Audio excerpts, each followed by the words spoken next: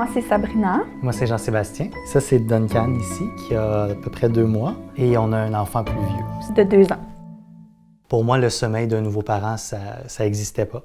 Avec notre premier, il luttait beaucoup pour le sommeil. Tout le surstimulait, admettons. Fait qu'il fallait vraiment tout fermer les lumières, se mettre au calme, interrompre tout. Au début, il s'endormait au sein.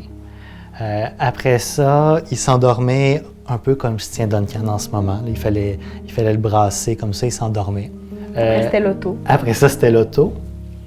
Ensuite, on a découvert les joies du portage. C'est plus facile d'essayer d'adapter un enfant à notre routine à nous, mais dans mon expérience, ça marche moins bien. C'est beaucoup plus tentant de dire là, il est 10 heures, moi je suis fatigué, tout le monde va se coucher, alors que si lui il décide que, puis c'est son cas, à 10h30, c'est l'heure de jouer pendant 15 minutes avant de se coucher, on reporte l'heure du dodo un petit peu. Il faut s'adapter à chaque enfant, mais il faut aussi s'écouter. Il n'y a pas de livre de mode d'emploi ni de recettes magiques.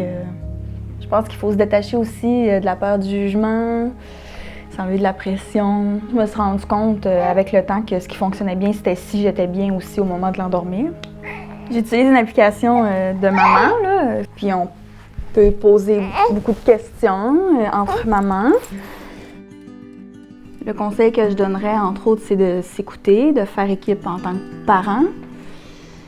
De ne pas hésiter à demander de l'aide, que c'est pas tabou, c'est pas un signe de faiblesse. On a beaucoup tendance à vouloir se comparer entre parents. Ah, lui, il fait ci, lui, il fait ça. Tel parent doit bien faire ça parce que son enfant, il dort 9 heures de temps à 3 semaines.